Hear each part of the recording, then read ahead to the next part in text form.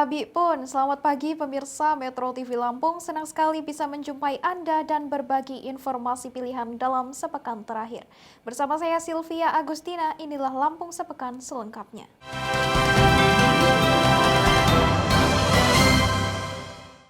Berita pertama hari ini pemirsa, PT ASDP Indonesia Ferry mulai menerapkan penyesuaian tarif angkutan layanan di dermaga eksekutif Pelabuhan Penyeberangan Merak dan Bakauheni mulai hari ini Kamis 1 Februari 2024.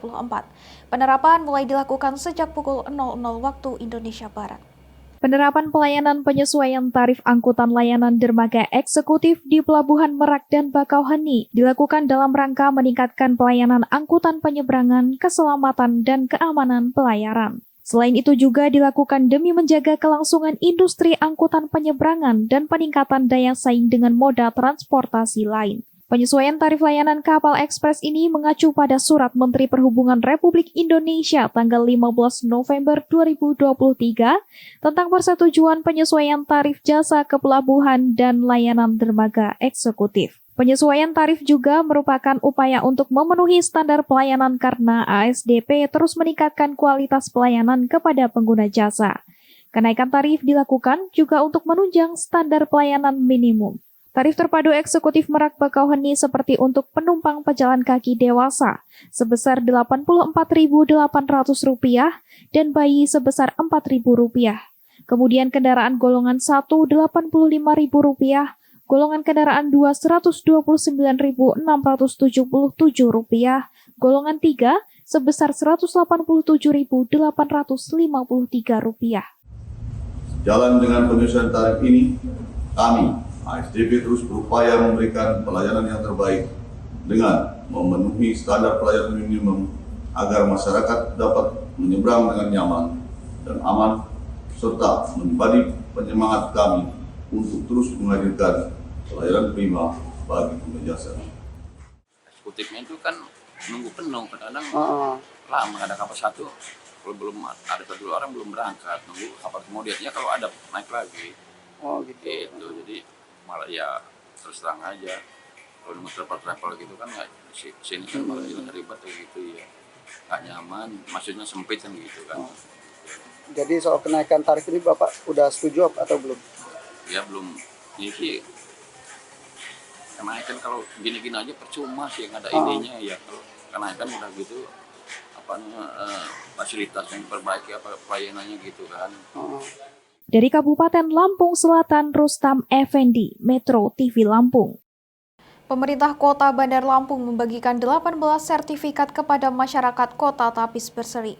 Pembagian dilakukan langsung oleh Wali Kota Bandar Lampung Eva Duyana di ruang Wali Kota Bandar Lampung Kamis sore.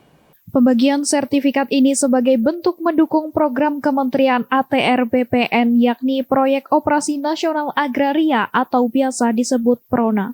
Eva menyebut 18 sertifikat yang dibagikan ke warganya jika dirinci terdiri atas 13 dari Kecamatan Raja Basa, 1 Kecamatan Teluk Betung Utara, 1 Kecamatan Waihalim, 1 Kecamatan Tanjung Senang, 1 Kecamatan Tanjung Karang Barat, dan 1 Langkapura.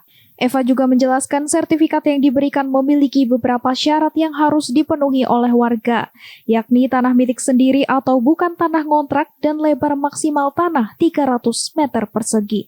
Alhamdulillah kita sudah memberikan sertifikat kepada warga Kota Bandar Lampung yang tidak mampu. Memang kita mengajukan 25 tapi ada berapa yang tidak sesuai.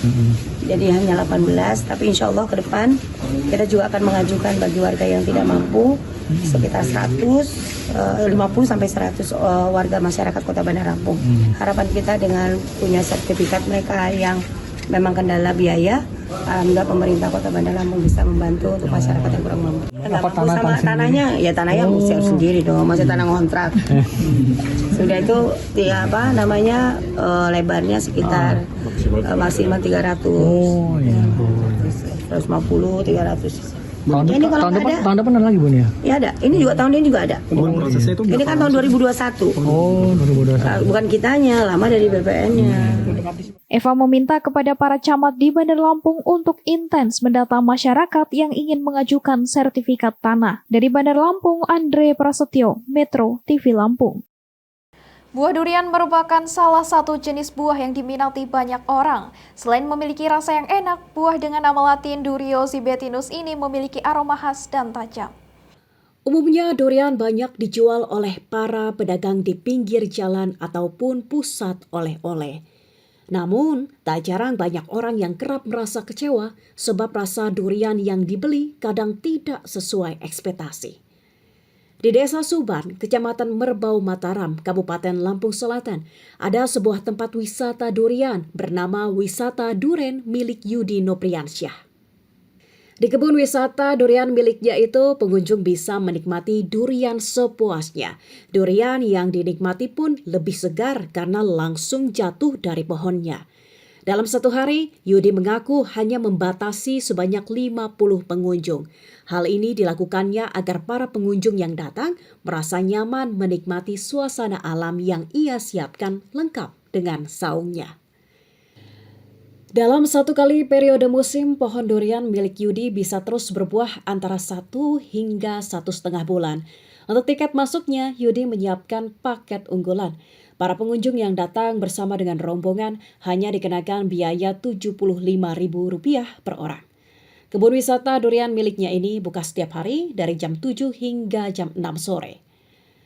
Kalau durian yang masih asli, jatuhan, itu gasnya atau kadar alkoholnya itu masih kuat banget gitu. Jadi kalau 2 butir dia paksain 3 butir dia bisa mabuk durian. Mabuk durian lebih bahaya sama kayak mabuk alkohol mungkin. Kalau paket-paket yang kita siapin ada varian harga aja apain Bang ini? Kalau paket-paket kita ini kan memang di sini jagoannya paket makan sepuasnya. Paket makan sepuasnya itu artinya kalau misalnya rombongan 10 atau lebih itu biasanya sebelumnya kita 60.000, cuman tahun ini kita kayaknya harus naikin 75.000. Jadi per orang yang datang 10 orang atau lebih dihitung per orangnya 75.000. Salah satu penikmat durian, Agus, mengatakan bahwa dirinya merasa puas jika menikmati durian langsung jatuhan. Sebab jika beli di pinggir jalan, ia mengaku kerap kecewa sebab rasanya tidak begitu manis. Agus mengaku bahwa dirinya harus menempuh perjalanan selama 2 jam dari Lampung Timur hanya untuk menikmati durian jatuh ini. Ya kalau menurut saya sih ya lebih puas lah kita makan di sini karena kita bisa memilih yang enak atau enggak. Kalau kita beli di luar kan kadang dibawa pulang itu rasanya nggak enak. Kalau di sini ibaratnya habis kita belah, kita rasakan, kalau nggak enak kita nggak usah bayar. Dari Bandar Lampung, Ihwana Haulan, Metro TV Lampung. Tim Hukum Amin Lampung terbentuk. Tetaplah bersama kami.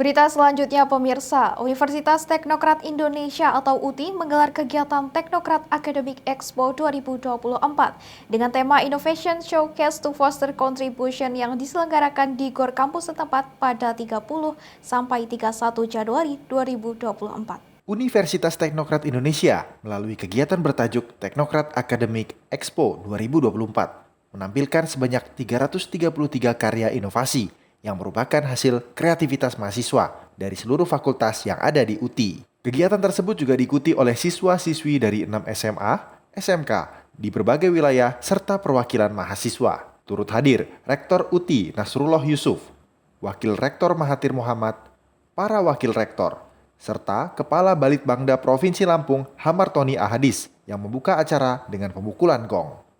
Dalam wawancaranya, Rektor UTI melalui Rektor Mahathir Muhammad mengatakan, jika pada kegiatan ini, pihaknya sengaja menampilkan berbagai karya mahasiswa yang kini telah banyak berkontribusi untuk kepentingan masyarakat. Salah satu inovasi yang diunggulkan yaitu teknologi pemberian pakan ikan otomatis menggunakan teknologi Internet of Things. Dengan teknologi ini, para peternak tidak perlu susah-susah dalam memantau ikannya karena sudah ada alat yang memberikan pakan secara otomatis dalam jangka waktu yang sudah ditetapkan. Sementara itu, Kepala Balitbangda Provinsi Lampung Hamartoni Ahadis yang turut hadir meninjau pameran mahasiswa menyatakan apresiasinya terhadap kegiatan positif ini. Ia berharap karya dan inovasi mahasiswa tidak berhenti hanya di kampus, tetapi terus dikembangkan melalui bantuan pemerintah dan swasta agar berguna untuk masyarakat. Pemerintah menurutnya juga tidak boleh abai terhadap perguruan tinggi yang memiliki kontribusi besar dalam menciptakan inovasi-inovasi yang nyata untuk kebermanfaatan manusia.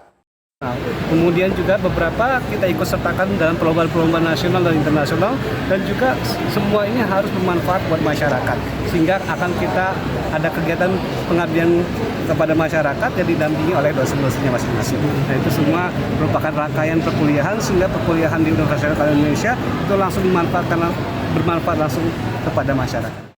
Ya, saya melihat dari kaca pemerintah ya, karena kita harus mengapresiasi torehan prestasi yang dilakukan oleh Universitas Indonesia yang sekarang tidak hanya di level regional nasional, tapi bahkan di internasional. Kita sudah mencapai di ASEAN. Itu yang pertama. Yang kedua, Universitas Demokrat Indonesia ini kan basisnya karya. Di setiap fakultas itu harus memiliki karya. Dan karya ini sifat inovatif, kalau disampaikan tadi. Ini dikatakan inovatif karena dia ada invention, ada riset, kemudian dia bisa dimanfaatkan, ini komersialisasi. Itu keunikan. Yang ketiga, di Demokrat ini memberikan fasilitas bagi mahasiswa untuk menunjukkan bidang pendidikan. Tidak hanya di dalam negeri, tapi abroad di luar negeri juga. Ini yang menjadi bagian penting keunikan yang saya lihat. Dari Bandar Lampung, Ihwan Haulan, Metro TV Lampung. Pemkot Bandar Lampung menyalurkan bantuan 18.500 lebih seragam sekolah kepada siswa bina lingkungan. Bantuan itu untuk jenjang pendidikan sekolah dasar dan sekolah menengah pertama. Wali Kota Bandar Lampung Eva Duyana menyerahkan perlengkapan sekolah yang terdiri dari seragam batik, sepatu, dasi, dan topi kepada pelajar jenjang pendidikan sekolah dasar dan sekolah menengah pertama penerima program bina lingkungan. Sebanyak 18.500 lebih pakaian untuk siswa biling yang dibagi menjadi 6.900 lebih pakaian untuk siswa kelas 7 tingkat SMP dan 11.500 lebih pakaian untuk siswa kelas 1 tingkat SD. Eva Duyana mengatakan pemerintah setempat terus berkomitmen melaksanakan program pendidikan gratis bagi siswa-siswi kurang mampu serta memberikan perlengkapan sekolah setiap tahun. Hari ini serentak membagikan seragam anak-anak biling SD dan SMP. Harapan kita dengan semuanya anak-anak bisa belajarnya makin ditingkatkan, dan Bunda juga minta tolong kepada kepala sekolah dan guru-guru perhatian khusus kepada anak-anak kita yang ada di Bandar Lampung, terutama tingkat pendidikannya. Apalagi sekarang ini kita lagi promosi untuk masalah beasiswa SMK dan SMA dan perguruan tinggi. Harapan kita anak-anak tidak lepas untuk melanjutkan ke tingkat yang lebih tinggi. Karena biling kita cuma sampai SMP, tapi kalau kita sosialisasikan, makin giatnya anak-anak kita yang tingkat SMP dan makin prestasinya makin baik untuk jenjang yang selanjutnya. Dan kemarin mungkin tahun-tahun yang lalu kita baju-baju biling belum bisa terrealisasi, tapi harapan kita ke depan yang sekarang sudah bisa, ke depan yang mungkin teman-teman dari wartawan sudah lihat, ke depan akan kita perbanyak dan kita akan sisiri kembali anak-anak yang kurang mampu di Kota Bandar Lampung ini. Wali Kota juga mengklaim dalam beberapa tahun terakhir Kota Bandar Lampung telah berhasil meningkatkan indeks pembangunan manusia dengan salah satu indikator utamanya adalah keberhasilan di sektor pendidikan dengan melaksanakan wajib belajar 9 tahun dan peningkatan sarana prasarana sekolah. Dari Bandar Lampung, Ade Prasetyo, Metro TV Lampung. Pemerintah Provinsi Lampung menargetkan prevalensi penurunan stunting di bawah angka 14% pada tahun 2024. Saat ini Lampung masuk dalam 3 besar provinsi dengan angka stunting terendah. Pada tahun 2019 lalu, angka stunting di Provinsi Lampung berada pada angka 26,26%. Angka tersebut semakin membaik pada tahun 2022 kemarin dengan perubahan menjadi 15,2%. Dan pada 2024 ini, angka tersebut masih harus kembali diminimalisir menjadi 14% sesuai target dari pemerintah. Provinsi Lampung ini kan 3 besar secara nasional. Itu di luar Jawa dan Bali, provinsi satu-satunya. Artinya hebat dong, luar biasa dong. Nah ini yang jangan sampai jadi euforia, tapi bagaimana terus berupaya semua lintas sektor untuk berupaya menekan yang tadinya 15,2% menjadi di bawah itu. Kan target pemerintah 14% pada 2024 ini kan. Ketua Jurusan Gizi Poltekkes Tanjung Karang, Ari Nugraha mengatakan pencegahan stunting haruslah dilakukan secara komprehensif. Ari menyebut peran dari kesehatan untuk mencegah stunting itu hanya 30%, sedangkan 70% lainnya dari kolaborasi bersama instansi terkait. Dalam kegiatan yang sekarang pencegahan stunting itu memang tadi sudah disampaikan ya, memang harus komprehensif, jadi secara bersama. Jadi artinya bahwa karena peran dari kesehatan untuk mencegah stunting itu sebenarnya 30%, sedangkan 70% lainnya itu harus dari dinas terkait. Jadi artinya harus ada sinergisitas, baik itu yang paling gampang dari dinas PU-nya, agama, pertanian, peternakan, seluruh dinas itu harus kegiatannya berintegrasi sama satu tujuan, yaitu mencegah penurunan stunting di Provinsi Lampung. Sementara itu, Ketua Persatuan Ahli Gizi Lampung mengatakan memiliki fokus mewujudkan masa depan yang sehat. Maka Persagi memiliki tugas untuk terus mengawal serta menjamin mutu layanan bagi pemenuhan gizi masyarakat. Salah satunya adalah stunting. Karena ini sedang mencuat. Kenapa stunting yang mencuat? Karena ini yang menyangkut generasi yang akan datang. Ketika anak dilahirkan stunting, yang kita khawatirkan bukan karena pendeknya, tapi tingkat kecerdasannya. Jadi tingkat kecerdasannya ya artinya di bawah anak-anak yang lahir dengan normal, artinya tidak stunting. Nah itu yang harus kita cegah ya. Sebelumnya, Dinas Kesehatan Provinsi Lampung menggelar talk show kesehatan dengan tema Cegah Stunting dengan MPASI Kaya Protein Hewan yang diadakan di Auditorium Poltekkes Tanjung Karang. Dari Bandar Lampung, Andi Apriyadi, Metro TV Lampung. Universitas Teknokrat Indonesia pamerkan 333 inovasi karya mahasiswa. Tetaplah bersama kami.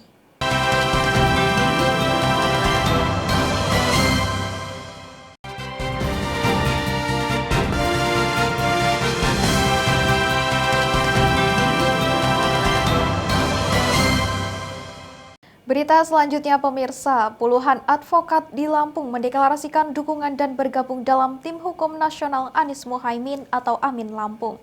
Tim Hukum Amin Lampung dibentuk untuk memberikan pendampingan dan bantuan hukum kepada tim paslon nomor urut 1. Koordinator Tim Hukum Nasional Bandar Lampung, Dwi Putri Melati mengatakan deklarasi sebagai bentuk dukungan memberikan bantuan hukum untuk tim paslon Capres-Cawapres Anies Baswedan dan Muhaimin Iskandar. Dwi menuturkan tim hukum nasional Amin Lampung juga membuka posko di Bandar Lampung. Jika ada relawan yang diintimidasi dan ada pelanggaran pemilu bisa melaporkannya.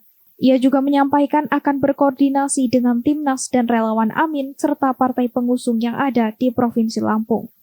Di provinsi dan juga di kota. Kalau di kota Bandar Lampung kita buka posko di Jalan RA Basit, Gang Kemuning 8 nomor 53. Nah di situ jika ada memang relawan yang diintimidasi atau pelanggaran-pelanggaran bisa melakukan pengaduan ke posko Kota Bandar Lampung. Kemudian juga nanti kami siap untuk melakukan pendampingan baik dari tahapan persiapan, tahapan proses sampai tahapan hasil. Dengan relawan dan juga TKD Amin baik itu dari partai pengusung PKS, Nasdem, kemudian juga Umat dan juga PKB. Melakukan pendampingan terkait dengan itu. Jika ada pengaduan-pengaduan, pelaporan-pelaporan, indikasi pelanggaran terhadap itu, kita akan melakukan sosialisasi dan juga penyuluhan dan juga kita akan koordinasi juga dengan pihak-pihak terkait. Sementara itu, anggota Dewan Penasihat Hukum Nasional Amin, Taufik Basari mengatakan deklarasi bantuan hukum Amin siap mengawal semua proses yang ada, termasuk proses pemenangan Amin di Lampung. Taufik Basari mengajak semua elemen masyarakat untuk menjaga proses pemilu jujur dan adil. Namun, jika ada proses pemilu terindikasi kecurangan, bisa langsung melaporkan ke Tim Hukum Nasional yang ada di daerah masing-masing. Ya, yang jelas ya dengan deklarasi untuk Tim Hukum Nasional Amin di Provinsi Lampung ini, ya kita semua siap untuk mengawal seluruh proses yang ada, ya termasuk juga proses pemenangan untuk pasangan Amin. Ya. Dan juga kita akan menjaga bahwa proses pemilu ini harus dilaksanakan secara jujur dan adil, ya tidak boleh kemudian ada pihak-pihak yang memanfaatkan untuk melakukan kecurangan-kecurangan ataupun hal-hal lain yang akan merusak demokrasi. Sehingga yang akan dilakukan oleh tim hukum nasional Amin di Provinsi Lampung ini selain memang dalam hal pendampingan maupun pelaporan terkait dengan pelanggaran pemilu, tapi juga kita ingin menjaga nilai-nilai demokrasi dan tegaknya negara hukum itu bisa kita miliki ya selama proses pemilu ini. Ia mengatakan tim hukum nasional Amin tidak bisa bekerja sendirian, maka perlu berkoordinasi dengan relawan dan seluruh pihak yang mendukung paslon nomor urut 1. Dari Bandar Lampung, Andi Apriyadi, Metro TV Lampung. Ketua Umum Partai Nasdem Surya Paloh optimis paslon Anies Baswedan Muhaimin Iskandar menang di Provinsi Lampung.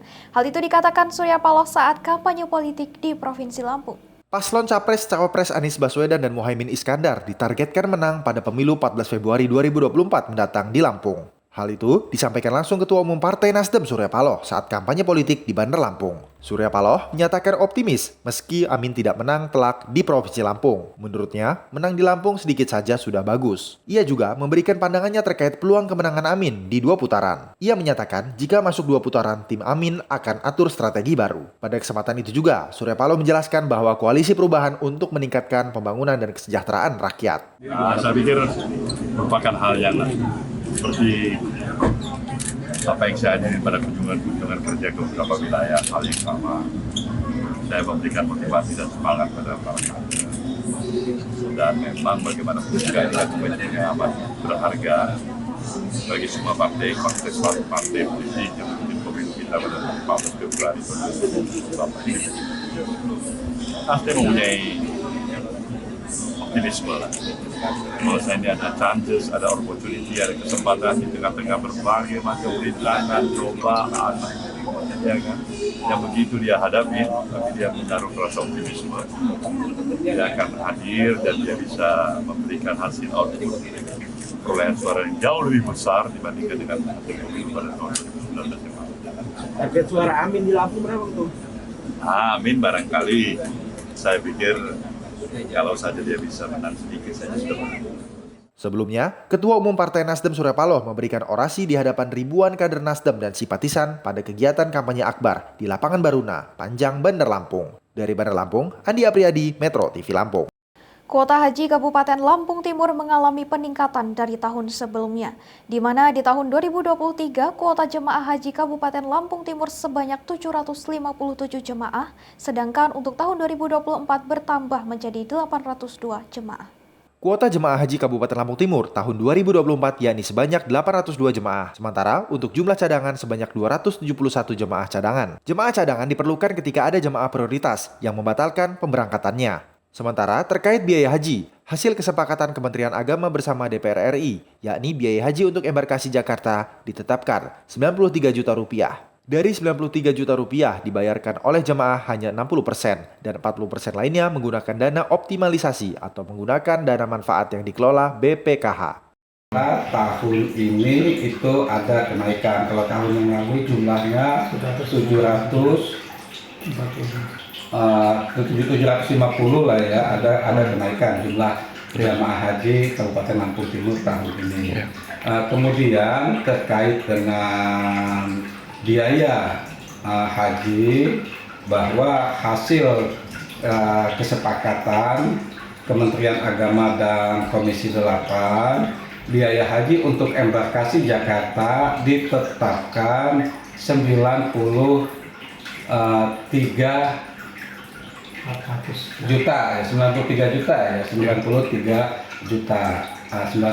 juta ini dibayar oleh jamaah 60%, yang 40%-nya itu menggunakan dana optimalisasi atau dana manfaat yang dikelola oleh BPKH. Batas akhir untuk pemeriksaan kesehatan itu sesuai dengan batas akhir pelunasan tanggal 12 Februari. Tidak melakukan pelunasan berarti dianggap mundur. Atau nanti bisa melakukan pelunasan pada tahap kedua, yaitu tanggal 5 sampai tanggal 20 Maret. Terkait persiapan jemaah haji Kabupaten Lampung Timur, pihaknya sudah melakukan koordinasi dengan Dinas Kesehatan untuk pemeriksaan kesehatan jemaah haji.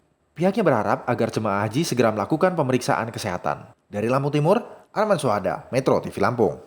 Revitalisasi Pasar Natar di Lampung Selatan menelan anggaran 44,42 miliar rupiah. Proyek ini ditargetkan rampung pada September 2024 mendatang. Berita ini sekaligus menutup perjumpaan kita dalam Lampung Sepekan. Saya Sylvia Agustina bersama kru yang bertugas pamit undur diri. Salam sehat dan sampai jumpa. Program revitalisasi Pasar Natar merupakan hasil kolaborasi pemerintah pusat dan daerah. Proyek ini telah terkontrak sejak Desember 2023 lalu dan diperkirakan rampung pada September 2024. Meski terkesan singkat, Direktur Prasarana Strategis Ditjen Cipta Karya Kementerian PUPR, Esi Asiah menyebut proyek ini mengedepankan kualitas bangunan. Seperti penerapan prinsip tepat mutu, tepat waktu, tepat biaya, efisien manfaat, dan efisien administrasi. Proyek revitalisasi Pasar Natar akan dibangun di lahan seluas 6.362 meter persegi dengan rancangan luas bangunan seluas 6.839 meter persegi. Bangunan itu terdiri atas 496 unit lapak, 18 ruko, dan 286 unit kios yang dapat menampung 800 pedagang. Nah, dengan kunjungan itu setelah kunjungan kami PUPR diberikan amanah untuk langsung menyiapkan pembangunan Pasar Natar ini, ya. Dan dalam waktu yang cukup singkat, memang kita diharuskan untuk segera menyiapkan perencanaannya. Ini terima kasih nih Bapak kerjasamanya dari semua pihak, ya, Bapak dari pemerintah daerah, dari perdagangan, ya, tim dari PUPR semua. Ini kerjasama semuanya untuk bagaimana langsung menyiapkan perencanaannya. Kemudian kita menyiapkan lelang dan alhamdulillah ini bisa terkontrak di Desember, ya, akhir Desember kemarin. Gubernur Lampung Arinal Junaidi berharap pembangunan revitalisasi Pasar Natar akan berdampak positif secara signifikan bagi pertumbuhan ekonomi lokal dan masyarakat. Keberadaan pasar, khususnya pasar tradisional, merupakan salah satu indikator paling nyata kegiatan ekonomi masyarakat di satu wilayah. Dengan masih hidupnya pasar tradisional Natar, ini tentunya dapat memberikan kontribusi terutama pertumbuhan ekonomi di Kabupaten Lampung. Lebih dari itu, daerah ini sangat strategis karena merupakan jalur yang memang dilewati baik di Kota Bandar Lampung maupun Lampung Tengah dan Pesawaran. Dan ini merupakan pasar tradisional